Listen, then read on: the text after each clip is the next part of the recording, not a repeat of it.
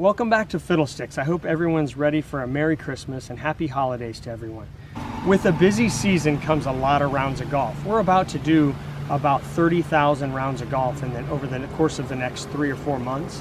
When you take that into consideration, we double the cart traffic with single riders, we're going to have some serious wear and tear on the golf course. So the board just recently updated its rules and regulations surrounding general cart usage as well as cart usage with the handicap flag.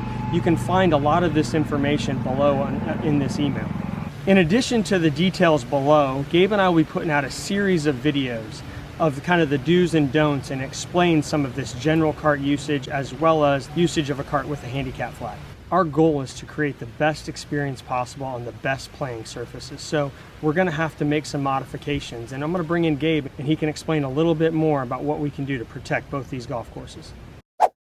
Thanks, Travis, and welcome back, everyone. We got another exciting educational video for you here at Fiddlesticks Country Club. As we get into the cooler months, this Bermuda grass gets a little bit stressed.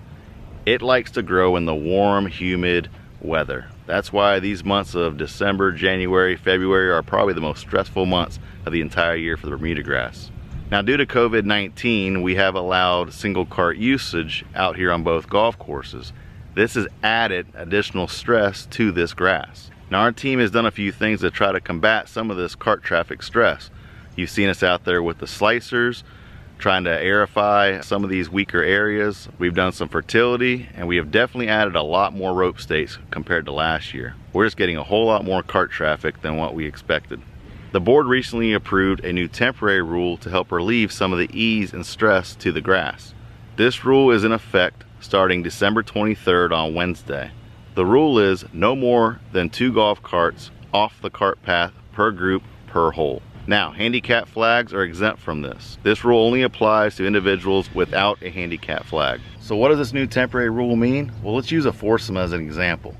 This foursome goes down the cart path, and 2 of them out of the group are allowed to go onto the turf and go to their golf ball. The remainder 2 carts stay on the cart path. This is the perfect example of having no more than 2 golf carts off the cart path, and all remainder carts stay on the cart path. This next foursome is an example of what not to do. As you see, all 4 golf carts go off the cart path and do not abide by this new temporary rule. So how do you determine who stays on the cart path and who's allowed to go out on the turf? Well, that is completely up to you and your group. You can determine this by a few different ways. Maybe you can split the nines. 2 of the carts go on the front and the other 2 carts go on the back. Maybe you do it even odds. But if it were up to me, I would split it depending on the actual tee shots of each hole. Any golf ball that's near or around the cart path, I would assume that they need to stay on the cart path and let anyone else in their group who hits away from the cart path to allow access out on the turf, as long as it's a maximum of 2 carts per hole per group. Now, we still want to encourage members to be as safe as possible and practice social distancing. That's why we're not encouraging anyone to pair up in carts. You can still take your own golf cart. That's why this new temporary rule is a great compromise to help protect yourself, your family, and protect the asset of both these golf courses. Make sure to stay tuned, as Travis and I have more educational videos to share with you. Our next one's going to be about the do's and don'ts of handicap flag usage. As always, don't forget to subscribe. We'll see you next time. Take care. Bye.